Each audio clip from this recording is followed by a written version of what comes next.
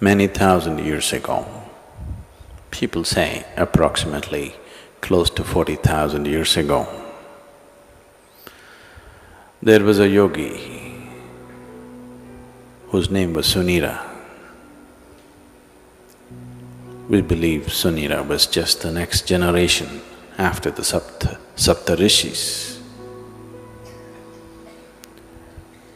He lived and worked in the mountains which are presently in Nepal.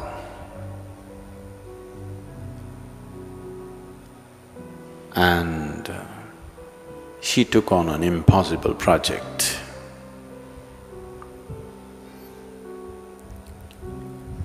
He was an incredible guru, but he was not happy with himself.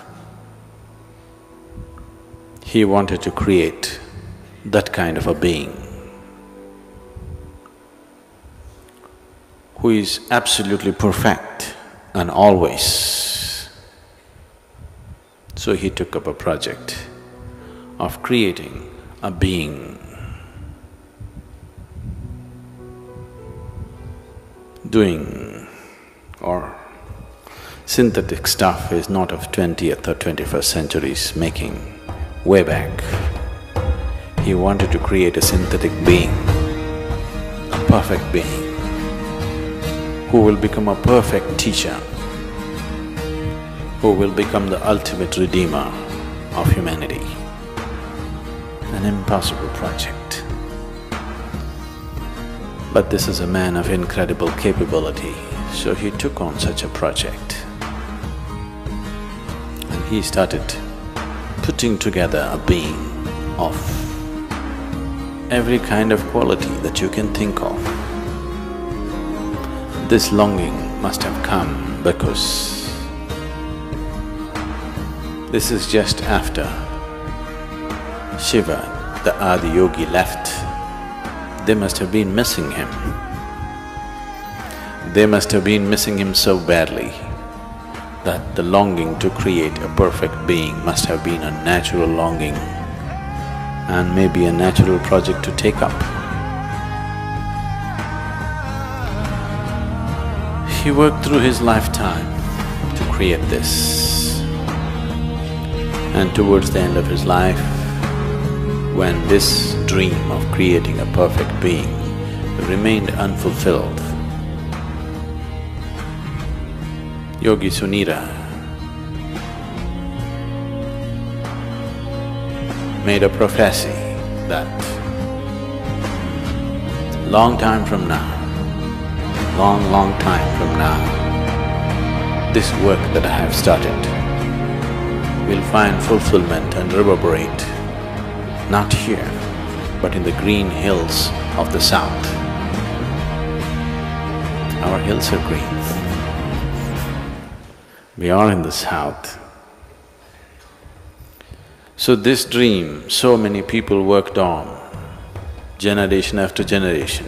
Many yogis tried to continue to work on the same half-made project of Sunira,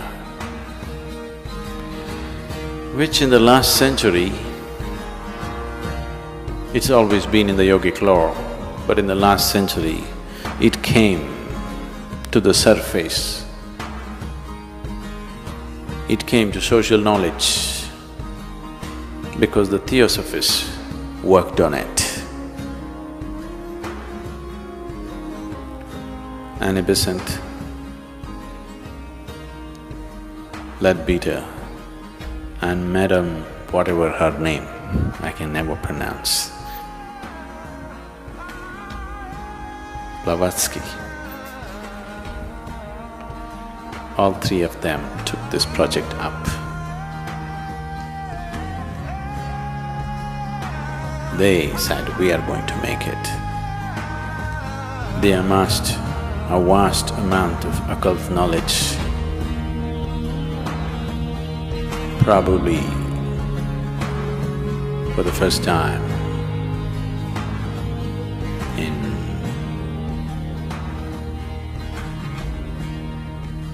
the last few hundred years. And definitely for the first time, not in a traditional way but in a modern way, they took up this project and they tried to locate this being. This unfinished project, they want to take it up and complete it. Some work was done. They had the knowledge, but they did not have the capability. They acquired much information, but they could not acquire the necessary means to do anything like that. Twice they made serious effort to declare that they have completed the project, the perfect being has come, but it did not work.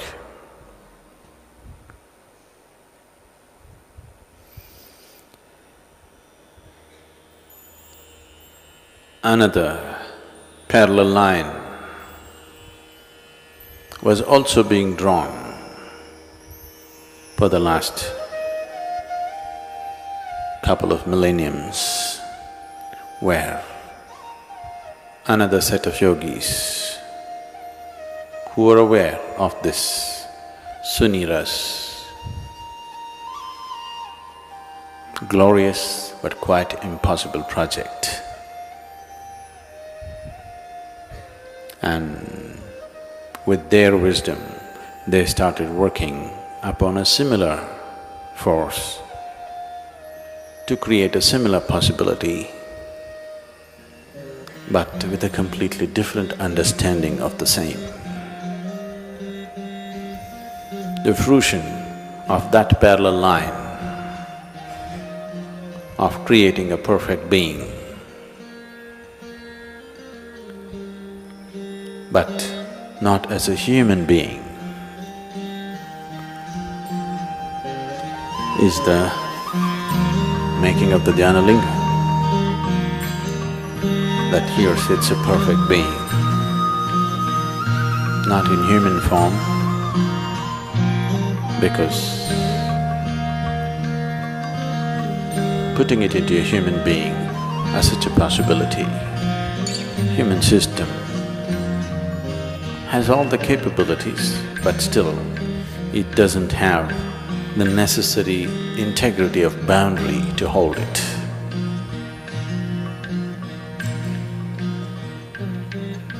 I think many times I have said, Dhyanalinga has all the necessary ingredients.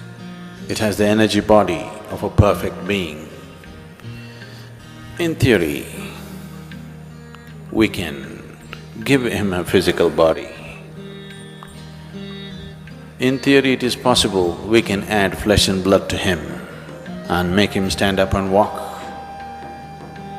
But if he does that, he will no more be a perfect being, because then he'll have to eat, then he will have to excrete, then he will have to sleep, then he will have to wake up and rub his eyes in the morning.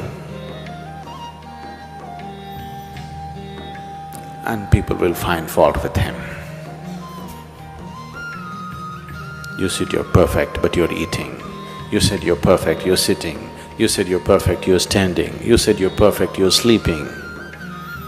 So, it is best he remains that way.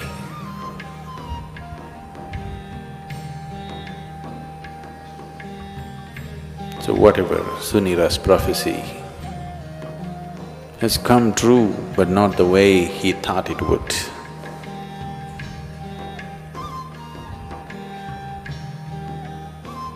So, sitting here almost 10 years after he's come into reality, after he has happened, on a Guru Purnima is significant,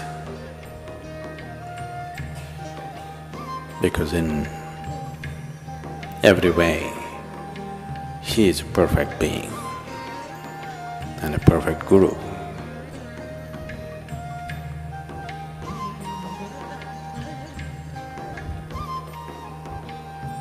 I'm saying he's a perfect Guru because he doesn't bother you like me. If you're willing He's all there. If you're not willing, He's simply not there. That's perfect. I'm not like that. Whether you're willing or not willing, I'm after you.